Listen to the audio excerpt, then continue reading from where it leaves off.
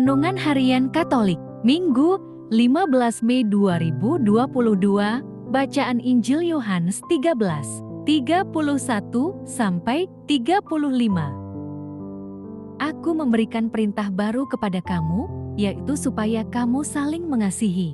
Inilah Injil suci menurut Yohanes. Sesudah Yudas pergi, berkatalah Yesus, "Sekarang Anak Manusia dipermuliakan dan Allah dipermuliakan di dalam Dia. Jikalau Allah dipermuliakan di dalam Dia, Allah akan mempermuliakan Dia juga di dalam dirinya dan akan mempermuliakan Dia dengan segera. Hai anak-anakku, hanya seketika saja lagi aku ada bersama kamu. Kamu akan mencari aku, dan seperti yang telah kukatakan kepada orang-orang Yahudi, ke tempat aku pergi, tidak mungkin kamu datang.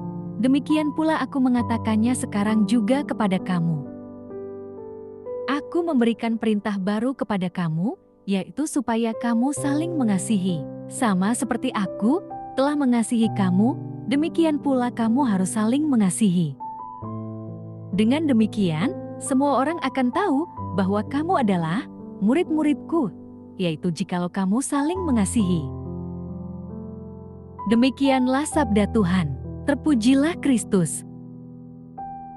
Renungan Injil, mengasihi dengan kasih surgawi.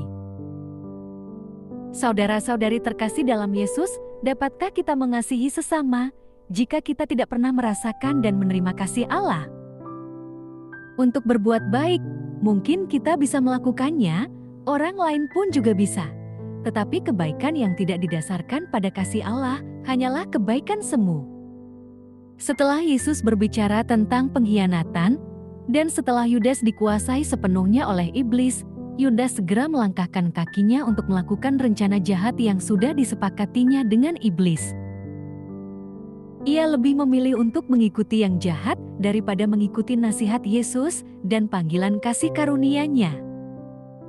Karena itu, ia kehilangan bagian penting dari pembicaraan Yesus selanjutnya, yaitu tentang saling mengasihi sebagai sesama murid Kristus.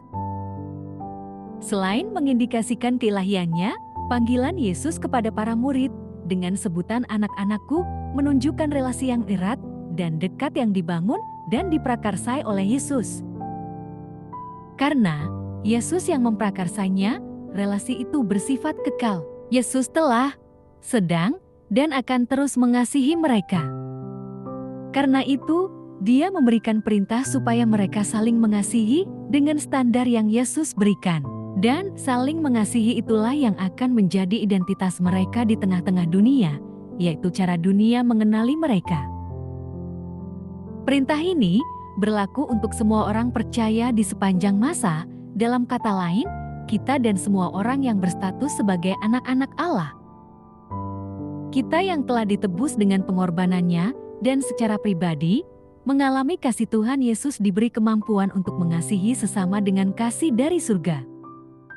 Kasih itu tidak hanya kita alami, namun kasih itu akan menjadi bukti bahwa kita adalah murid Tuhan Yesus.